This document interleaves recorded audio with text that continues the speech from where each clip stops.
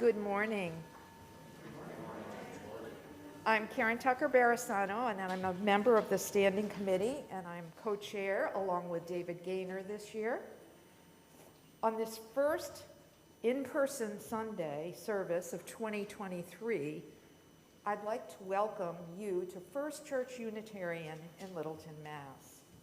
We also want to extend a very warm welcome to any of those who might be visiting today in person or online.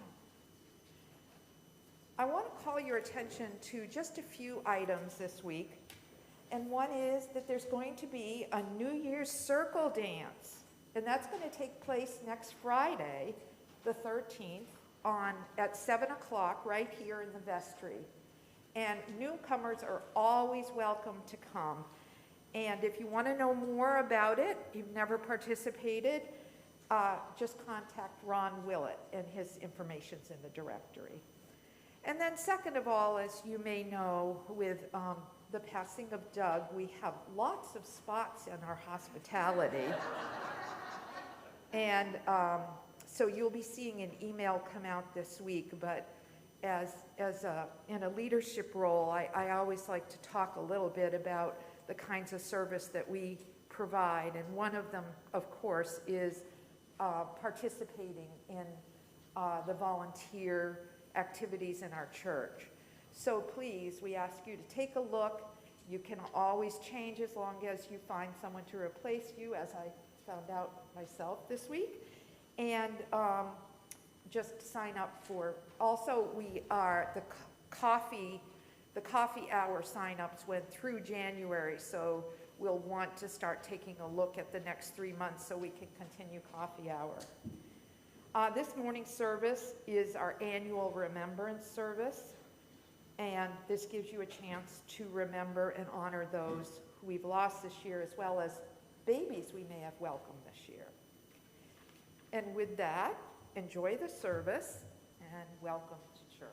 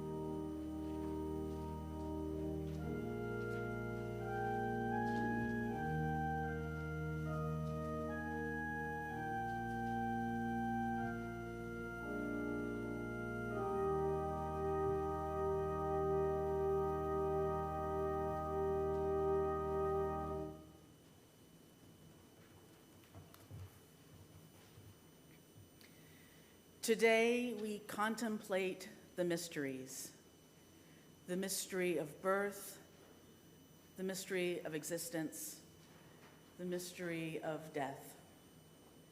Coming from the great beyond through the miracle of incarnation, pausing here a while and going back. We hold each other in our times of sorrow and loss, remembering together those so dearly loved and recently lost. We magnify each other's joy in sharing the news of a birth, a new life in our own circle of family and friends. May we find together meaning and hope in the mysterious cycles, the wondrous and sacred circle of life. May we find some peace in the truth that passes understanding. May we appreciate this morning, even as we know we must let evening come. Let us worship. I'd like to invite Natalie to light our chalice this morning.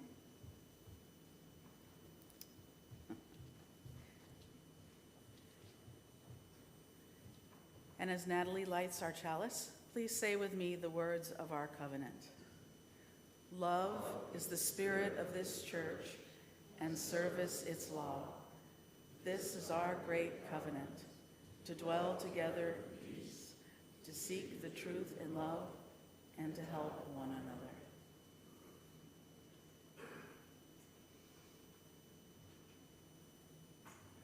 Thank you. Well, good morning.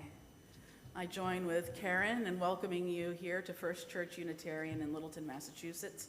My name is Laura Hoke, and I'm so happy and lucky to be the minister serving this wonderful congregation. If you are new with us, as Karen said, we give you a special welcome, whether you're here in the sanctuary or perhaps joining us online. If you are here in the sanctuary visiting, I hope you might be able to stay with us afterward for fellowship and coffee and talk to one of us. We're a pretty friendly bunch. And if you are online, if you haven't already done so, please go to our website, fculittle.org. And there you can find lots of information about us, as well as ways to contact us if you wish to know something more. So welcome. Today, indeed, we continue on with something, of course, we started yesterday in a service remembering our dear friend Doug. And so today, perhaps in addition to remembering others from this past year, we have a chance to go a little deeper. In a way, it's tough to do this 2 days in a row, but maybe that's the only way to go in deep enough. So let us contemplate those mysteries. And we'll start with our opening hymn, which is number 57 in the gray hymnal. The lyrics will also be on the screen. All Beautiful, the March of Days. And I invite you to rise in body or in spirit.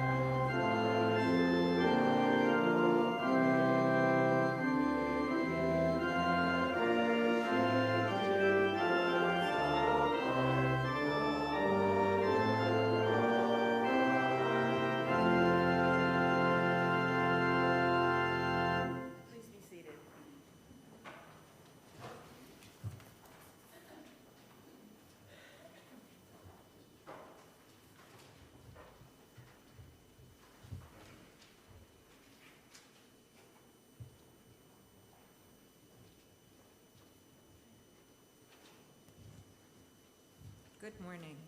Can you hear me? Good. This morning's story is called Map of Memory Lane by Francesca Lynn Arnoldi, and the artwork is by Young-Jung Kim. Will you live forever? Lee asked, tracing his fingertip over the lines of Nana's familiar face. No, Lee, I will not, Nana replied with a gentle smile. I'll always be in your heart, though. How will I see you, Nana? You'll see me on memory lane. Lee rubbed a smooth stone in thought for a moment, then asked, how will I get there? First, you'll find a quiet spot, Nana began. Can it be inside? Lee said. Yes, it can. Can it be outside? Asked Lee. It sure can.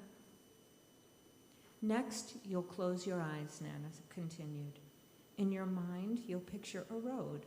Along it, there will be many places to explore. Like a map, Nana? Yes, Lee, just like a map. Each place along the map will be a memory of a special time we spent together. Like the time we ate dessert for dinner? Yes, that was so much fun, Nana recalled. We baked gooey brownies and made fresh whipped cream. With raspberries on top, added Lee, smiling. How about that time we splashed in the puddles when it rained? That was an adventure, wasn't it? Answered Nana. It finally stopped pouring, and then we saw the double rainbow across the field. And what about all the stories you make up about me when we color? Like Lee the willow tree, Lee the sweet pea, and Lee the bumblebee. All of these memories and more will be on your map, Lee. Memory Lane is an amazing place where anyone can go when they want to remember someone. Each person's map is unique, depending on where they've lived and who they've known and what memories they've created. Sometimes I take a trip down memory lane when I'm missing someone, explained Nana. It doesn't take away all the sadness, but remembering makes me smile, and then my heart aches a little less. So I'll have my very own memory lane, Nana? Yes, Lee, you will. You'll be able to travel there whenever you like, if you're feeling sad or thankful or both. Nana put her arm around Lee and said, just like how a good hug can hold all sorts of feelings and so much love, so can memory lane.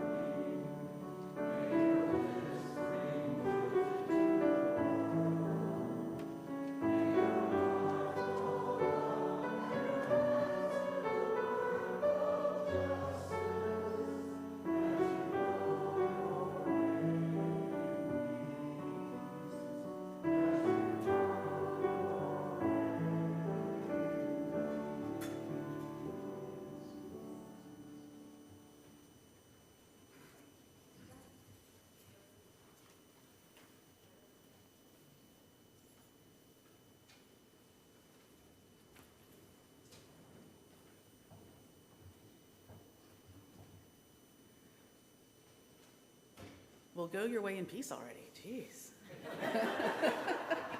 No, I'm glad they finally got to hear us sing the whole song for once, you know? That's kind of nice. All right. Each week, an important part of the service is actually the offering. We know that this congregation is self-supporting, and we rely on the gifts and the generosity of members and friends to keep our ministries going. And yesterday, you demonstrated so beautifully how your gifts of time and treasure can really bring so much to others, and I thank you for that. And I ask now if you're able to give a gift of perhaps some of your treasure. And this morning's offering will now be given and received in grateful appreciation.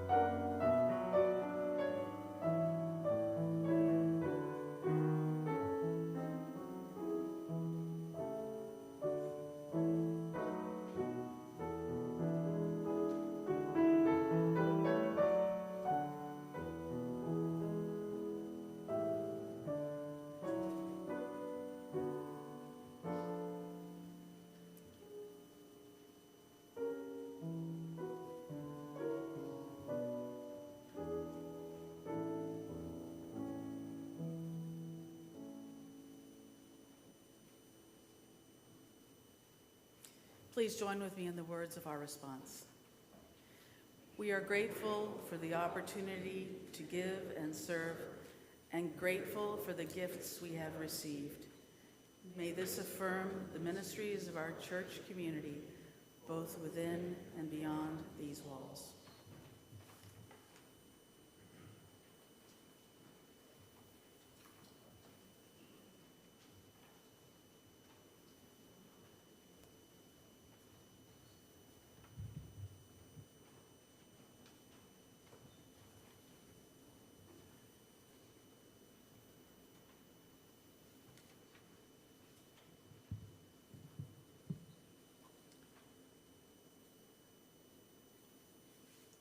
In this past year, we have lost irreplaceable family and friends dear to us.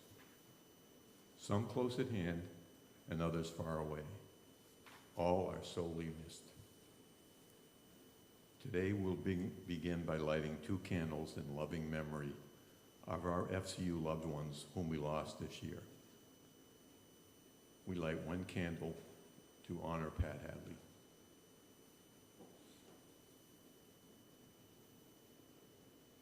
And another to honor Doug Sweetser.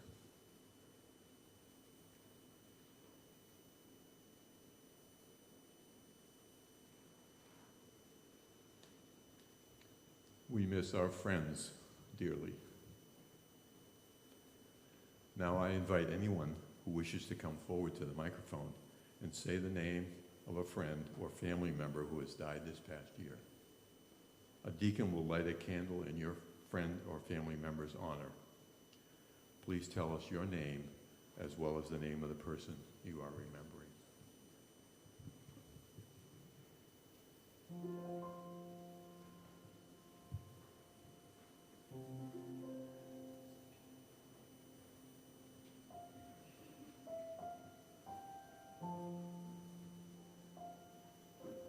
I'm Rich Lombardi. This is for Joan Rose, one of my second mothers, the mother of my best friend Jimmy growing up, who was also best man at my wedding. And we get together multiple times a year, and I will miss her.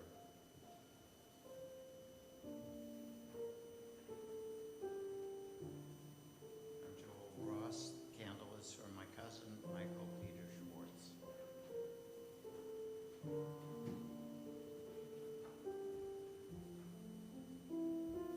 Taylor Nelson, for my niece, Camila Reina Chacon.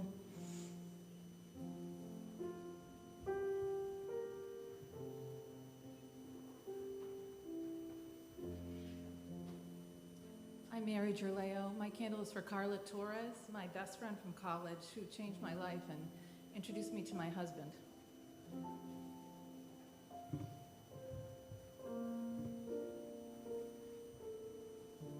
I'm Liz Cooper. This candle would be for my dear friend J. Parker Huber of Brattleboro, Vermont. You could not ask for a greater mentor or support to my life as a poet, and now that's gone.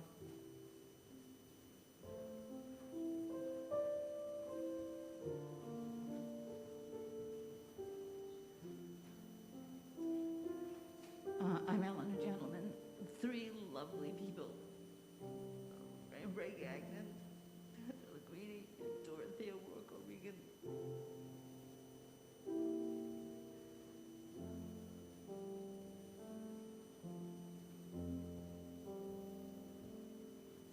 My name is Jane Morris, and this candle is for Max Van Buren, my brother-in-law.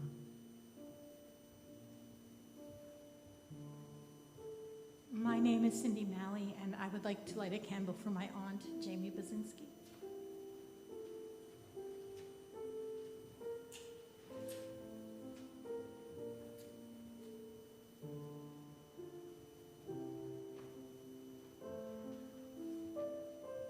My name is Luann Colombo. I'd like to light a candle for my cousin, Timmy Crawford, and for a dear friend of mine, Chris Cotton, both wonderful men who died just way too early.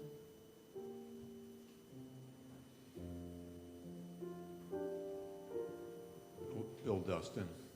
I'd like to light a candle for Sally Bauer from Littleton.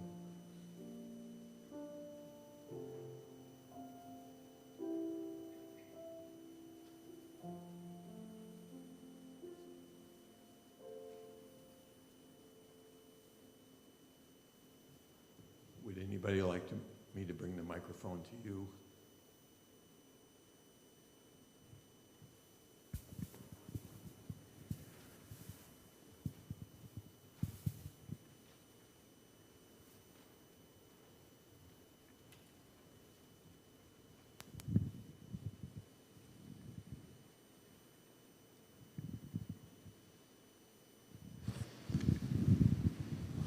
Christine, would you please unmute? Christine Tomlinson. I'd like to light a candle for my mother, Alice Leonard Harding, who died on Christmas. Bobby, would you please unmute? Bobby Dressel. I'd like to light a candle for a dear friend, Anne Marie Moss. Lori, would you please unmute? Yeah, this is Lori Locascio, and I'm lighting a candle for a college friend, Sid Kosla, who I found out yesterday died in December.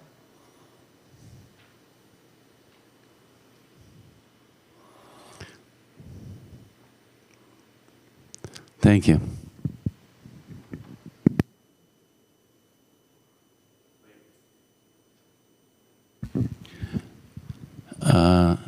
Sassy?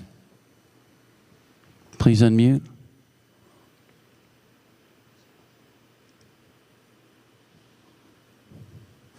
I would like to light a candle for my pet bunny and my grandpa Bob. They both passed away this past year, so I just want to send them good spirits and love. Thank you. Laura Semple. I'd like to light this candle for our beloved family pet, Miss Chloe, or as Ronan would say, Chloe.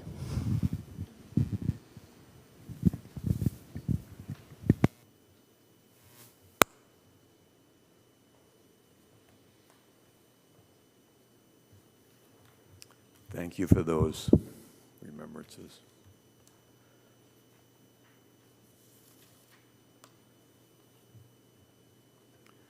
Let Evening Come by Jane Kenyon.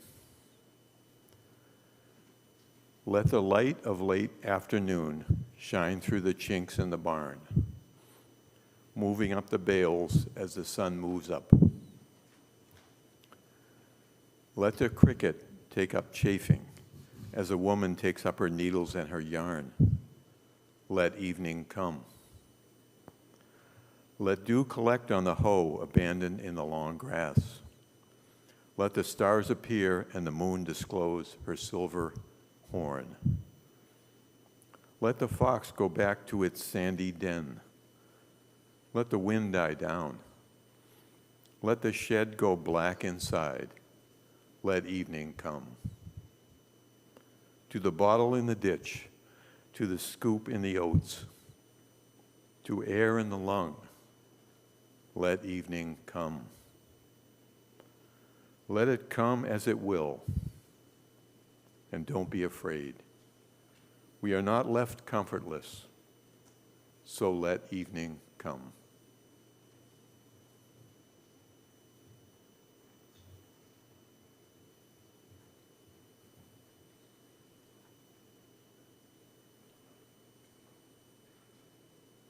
Loss is leavened by joy of newcomers coming into our family. I invite anyone who wishes to light a candle to celebrate a child that is dear to you who was born in the past year, whether from our FCU extended family or beyond. Please say your name and the name of the child.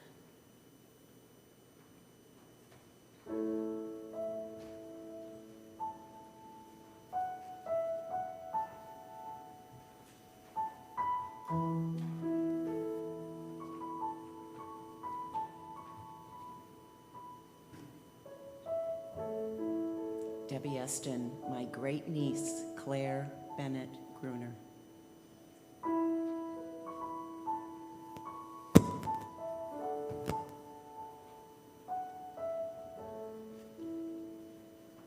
I'd like to light 3 candles.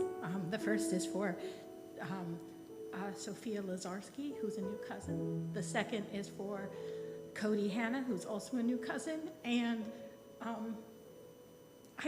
I do want to light the 3rd candle for Oliver Malley, who has been reborn this year too.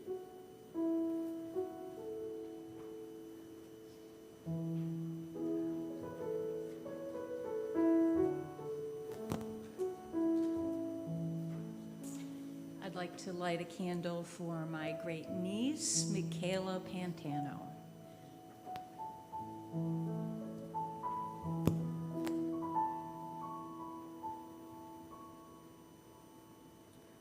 I'm Carolyn McCreary, and I'd like to light a candle for Junius Krishna Gupta.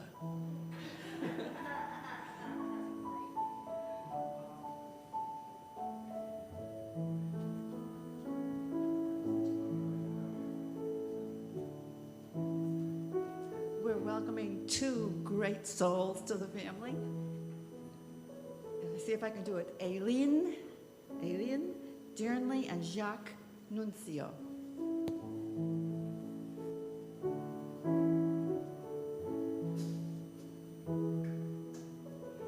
Does anyone need the microphone brought to you?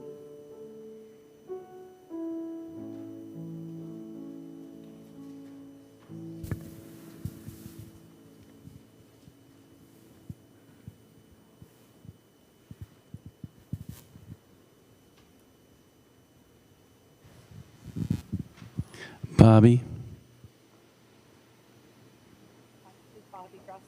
Hang on, Bobby. Something's wrong. We should be hearing you, and we're not.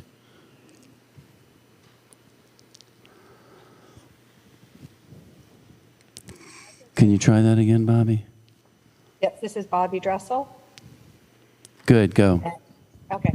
And for my grandson, Samuel Lee Campbell.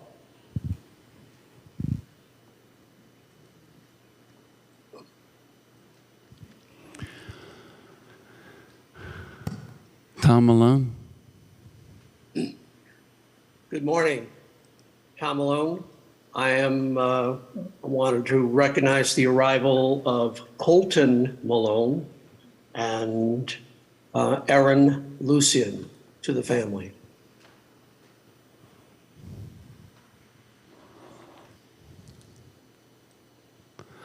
Is there anyone else that would like to light a candle from online? Thank you.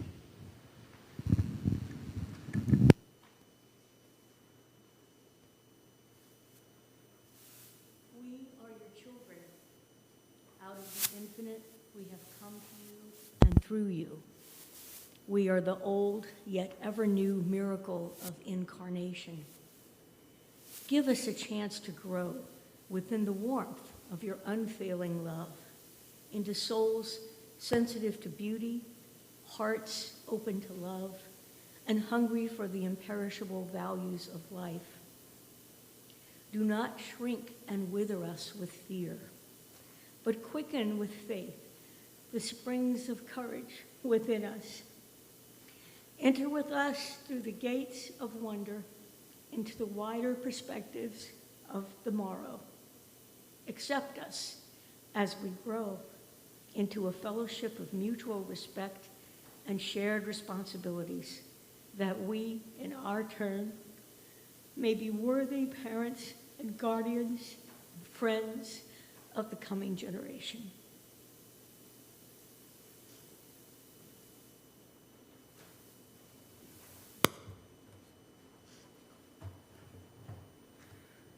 I invite you to rise in body or spirit for our next hymn, number 369 in the gray hymnal. This is the truth that passes understanding.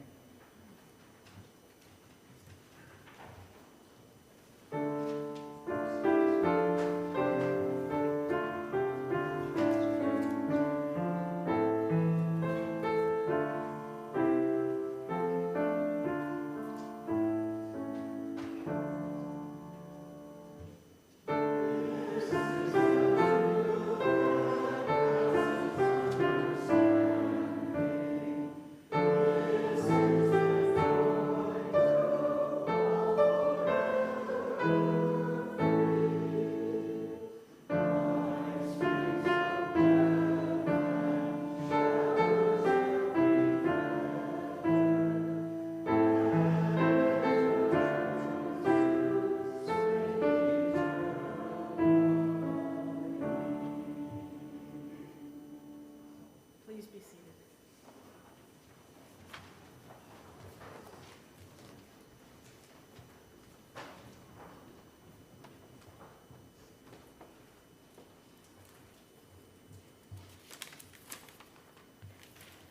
I will be reading an excerpt of When Great Trees Fall by Maya Angelou.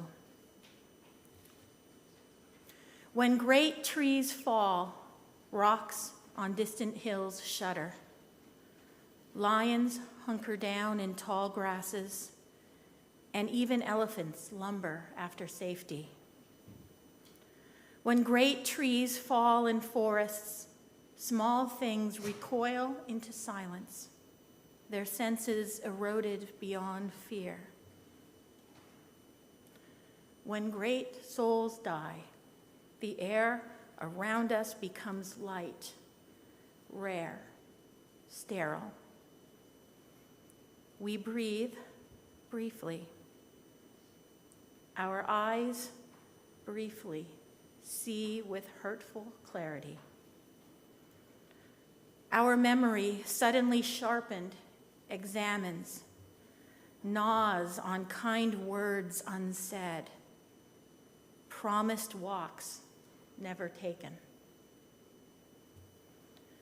Great souls die, and our reality, bound to them, takes leave of us. Our souls, dependent upon their nurture, now shrink, wizened. Our minds, formed and informed by their radiance, fall away. And when great souls die, after a period, peace blooms, slowly and always irregularly. Spaces fill with a kind of soothing electric vibration.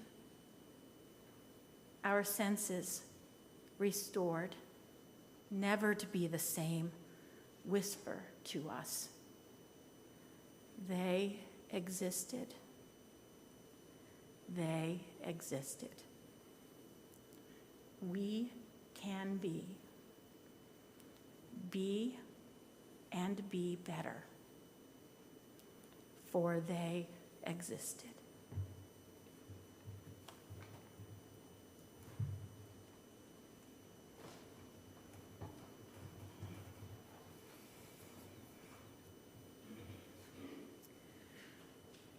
I'm guessing many of you have at least a passing awareness of the Tree of Life archetype, the recurring symbol that is the Tree of Life. In addition to some examples being on the screens, there's of course a Tree of Life on the quilt behind me, but hidden by me at the moment. It's a symbol that you can find all over the world in all sorts of traditions, mythologies, religions. Scholars aren't completely sure where it originated, but I have a feeling it originated independently all over the world. Who knows? To give just some sense of the scope of the symbol, you can find variations of the Tree of Life symbolism in Chinese mythology, ancient Mesopotamia and ancient Iran, and Proto-Zoroastrianism, Celtic paganism, German paganism, Norse and Scandinavian mythologies, Mesoamerican and North American Indian traditions. Hinduism and Jainism have variations of it. There's the Quranic Tree of Life in Islam, and perhaps some of you here are familiar with the Tree of Life in the book of Genesis in the Hebrew Scriptures. In many versions of the Tree of Life, the idea is that the roots go down deep into the earth. The trunk and leaves thrive and live an earthly life, big and glorious, and ultimately the tree reaches up into the heavens. So the symbol is about life and death, connectedness to our home planet, and the beyond. It hints at things mortal and immortal all at once.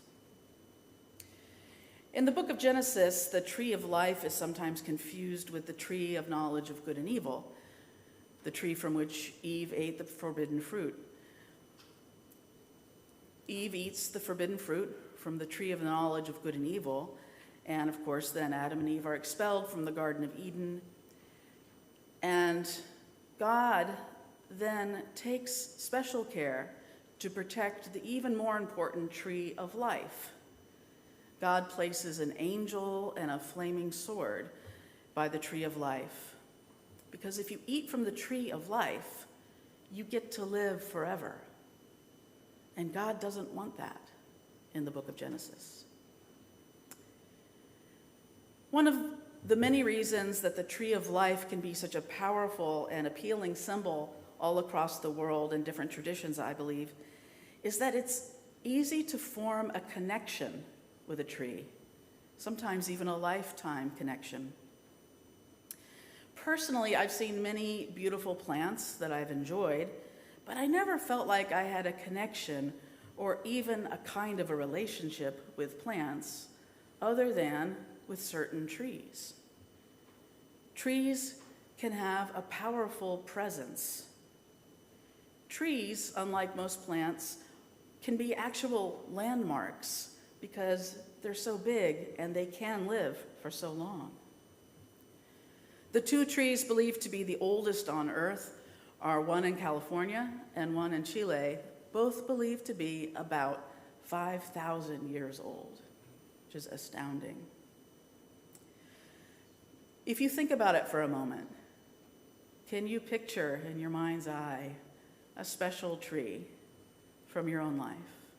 A tree where you actually felt perhaps something like a connection.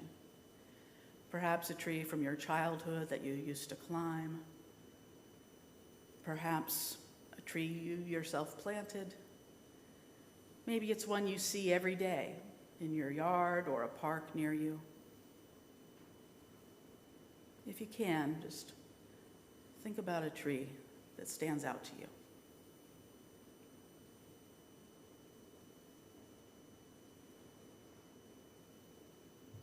I wonder if it gives you some sort of sense of comfort and peace and connectedness. One of the most magical trees from my own life, taking a trip down memory lane from our Time for All Ages, was a beautiful willow tree in my hometown. It was in a lovely park called Willow Park with a meandering stream. It was all next to a lovely Episcopalian church. It was right in the middle of the little town. And that tree, that willow tree, was huge. And it was one of those willow trees where the branches and the leaves grow out in lovely arcs from the trunk, and they grew all the way down to the ground, the tips touching the ground. And so you could part the drooping branches and leaves almost like one of those groovy bead curtains from the 60s and 70s and go inside. And because of that arc of those branches, there was a lot of space in there between the outer branches and leaves and the trunk. And a lot of kids, I mean, I don't know exactly, I never counted, but I'm thinking like 20 kids and a couple of bikes could all fit comfortably in there, hidden away from the world. It was a perfect natural tree fort on the ground. We kids called it the Heine tree. That's because when you went inside and looked at the enormous trunk, there was a growth that resembled a buttocks. You could tell any kid, and I'm not exaggerating, you could tell any kid from my town, the 4 different elementary schools, meet me at the Heine tree, and they knew exactly what you meant. Never had to explain it. I remember many rendezvous at the Heine tree fondly. It ranks up there in my mind as one of those special places on earth that happened for me that I came to love quite organically. And yet, I'm sad to say, the Heine tree no longer lives. If you know about willow trees, you know that they actually have pretty short lifespans, maybe 30 years, maybe 50 if you're lucky. I had no idea how old the Heine tree was when I was growing up, but I'm 54 now, so it's only natural, it's truly natural that the tree is gone. I had no idea growing up that those willow trees didn't live that long. I thought the Heine tree would always be. Not so, alas. But the Episcopal Church, right next to it, constructed a lovely labyrinth for the community right where the Heine tree once stood. And I think of it as a gorgeous gravestone befitting that special tree. But of course, the Heine tree isn't truly gone. It lives on in my mind and the mind of many others. It lives on in my heart, and my entire being can have a visceral reaction just remembering that tree. And I'm pleased today to be able to honor that special tree in a humble homily and share it with you. I have to say, I'm with the God of Genesis for once when it comes to contemplating death. I don't want humans, or really any living thing, to live forever either. Death is heartbreaking, we know, to those left behind. There's no denying it. And death of a loved one can be a very hard part of life. And sometimes fearing and facing our own death can be very hard too. And yet a big part of what makes life's moments so amazing and so precious is that we know you only go around once.